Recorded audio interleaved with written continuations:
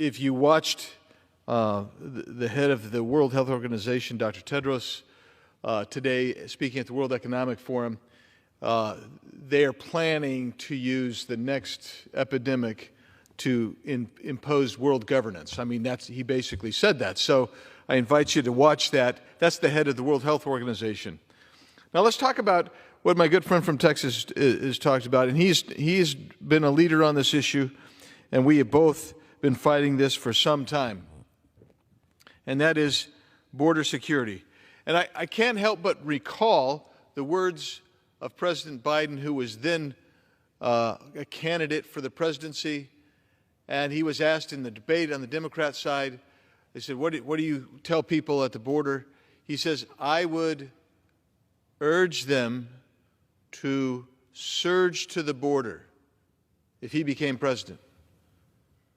There's a reason that in the Zocalo of Tijuana, people had T-shirts on saying, Joe Biden, let me in.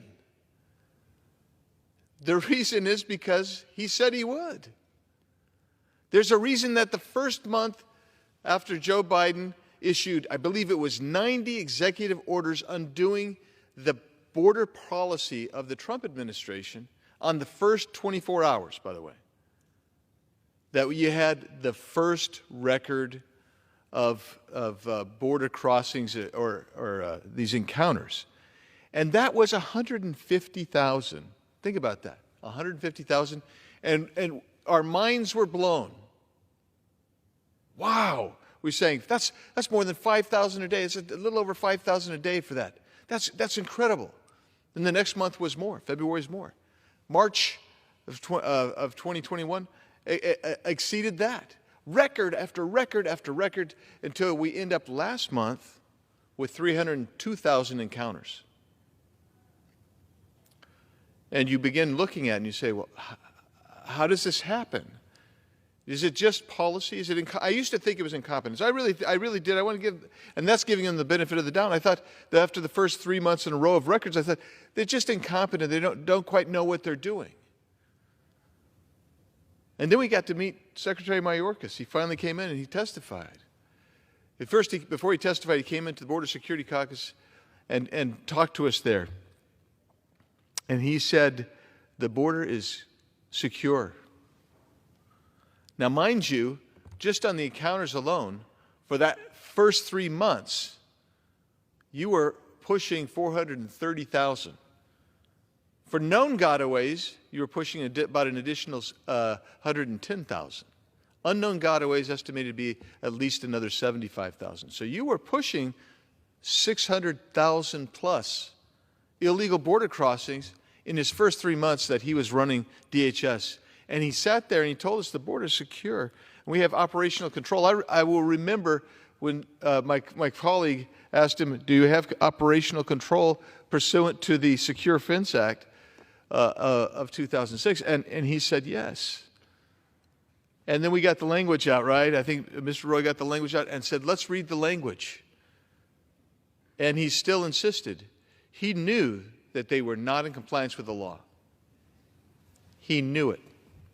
And yet he persists to craft a narrative that the border is secure. Of course, it's not secure, which is why you have about 450,000 people entered our country illegally last month. I'm suggesting to America that this country cannot take 12 more months of the Mayorkas security plan on the border, because to get 12 more months would be over 5 million people into this country illegally. And what's happening now is they're releasing approximately 80% of everyone who comes in. They release them into the country. So when I was in Lukeville the week before Christmas, Lukeville is actually the hub right now and has been. Over a 2-week period, they had 30,000 people come through. Lukeville. Nowhere else, Lukeville.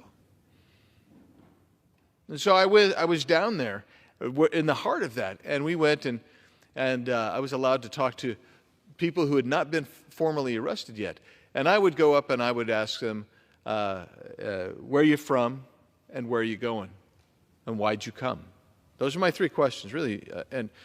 And so we had the gentleman from Burkina Faso another few from Senegal, another few from Guinea.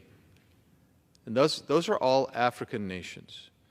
Then we had the folks from India and the folks from Pakistan. That's South Asia. India, South Asia, Pakistan is considered to be the Mideast, although in my mind they're still South Asia. That's interesting. Then we of course we always have some folks from Guatemala, but you need to understand where Lukeville is. Lukeville's, the reason that you have a port of entry there is because it's on a kind of a highway that goes from Phoenix, from Ajo, down to a place called Rocky Point, Mexico, which is on the Sea of Cortez, and people go down there and recreate down there. So when we ask them where they're going, why are you here? No, so then I say, where are you going? Everyone I asked, where are you going? Everyone they start fiddling around in their backpacks and their pockets, and they pull out a card. And on that card will be 2 or 3 names with phone numbers and an address somewhere in the country. And it's laminated. It's not like this. This is not laminated. Theirs are laminated. And so where are you going? We got the guy going to the Bronx.